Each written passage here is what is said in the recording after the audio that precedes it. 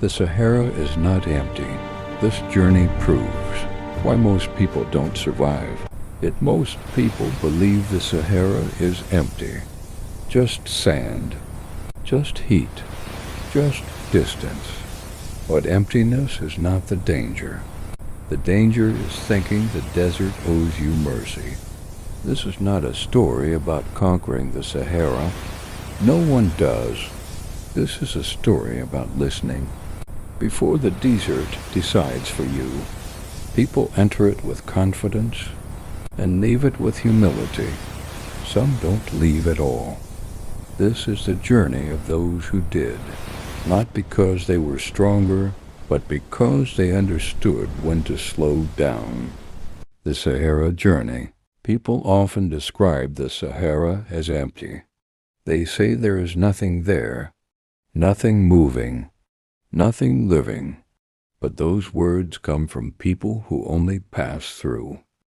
To those who live near it, the Sahara is not empty. It is watchful. It remembers every mistake, and it quietly rewards those who respect its rules. This is not a story about conquering the desert. No one conquers the Sahara. This is a story about moving through it carefully. The settlement sits at the edge of the sand.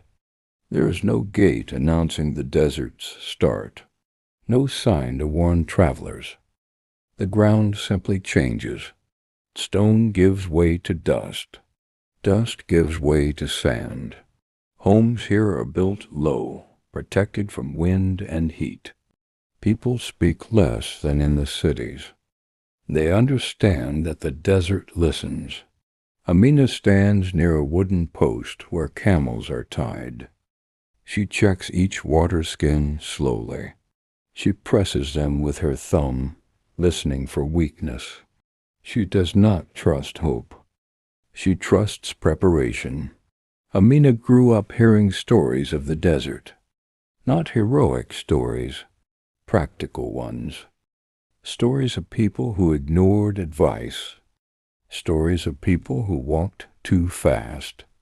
Stories of people who never returned. Her father taught her to read the land before she learned to read words.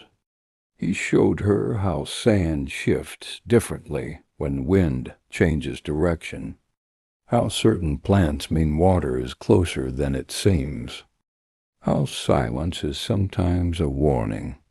Her mother taught her discipline. You don't argue with the land, she used to say. You listen. Those lessons stayed. The traders arrive late in the morning. They are from farther north.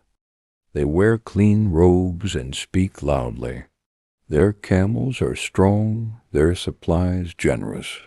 They have crossed deserts before, or so they say. They are confident. Confidence in the Sahara is dangerous. They ask for a guide. Amina listens. She watches how they walk, how they drink water too quickly, how they joke about the heat. When she agrees, she is clear. They move when she says move. They stop when she says stop. They drink only when allowed. Some smile politely. They do not yet understand. They leave before dawn. The desert is gentle in the early hours. Cool air, soft light. The camels move steadily. Amina sets the pace. Not fast, not slow. Correct. The sun rises higher. Heat builds quietly. Footprints vanish behind them. One trader looks back. There is nothing to see. If you have gotten this far, please leave a thumbs up and subscribe. The Sahara does not mark where you have been. By midday, the desert changes its tone. Heat presses down. One man loosens his scarf. Another drinks more water than instructed. Amina notices. She says nothing.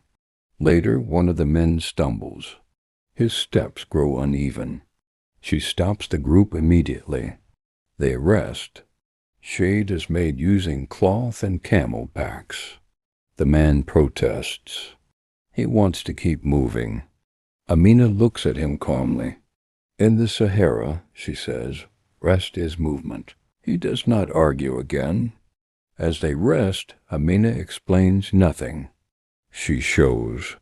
She points to the horizon, where sand rises slightly darker. She traces lines in the sand with her finger. This tells me the wind will change, she says. She explains how elders taught her by walking beside her, not ahead. No books, no diagrams, only repetition, only survival. The traders begin to listen differently. As the sun lowers, movement resumes. The desert cools quickly. The group feels relief. Amina does not. She knows the desert's calm often comes before challenge. They walk until the light fades. Camp is made carefully. Fire stays small. Food is shared evenly. No one wastes energy. The night sky opens fully. Stars appear in impossible numbers. The desert feels larger now. Sound travels differently. A cough sounds too loud. A footstep feels intrusive. One trader whispers a prayer. Another stares upward, silent. Amina watches the stars. She measures time by them. She sleeps lightly. Morning comes with tension. Clouds gather far off.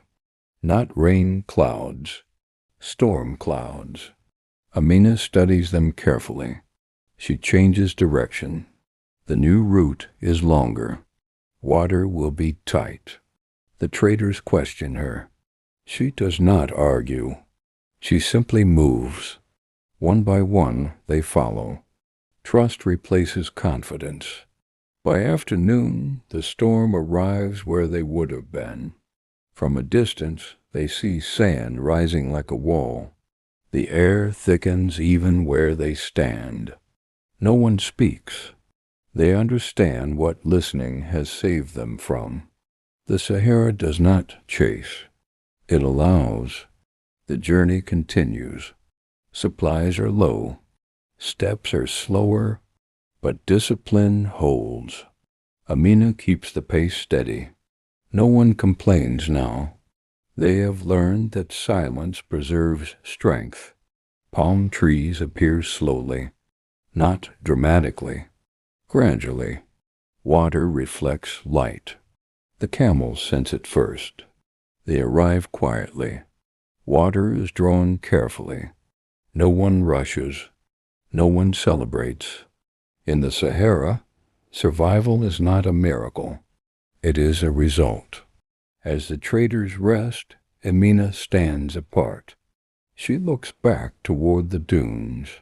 The desert remains unchanged. It did not test them. It taught them. And those who listened arrived. The Sahara does not demand courage. It demands humility.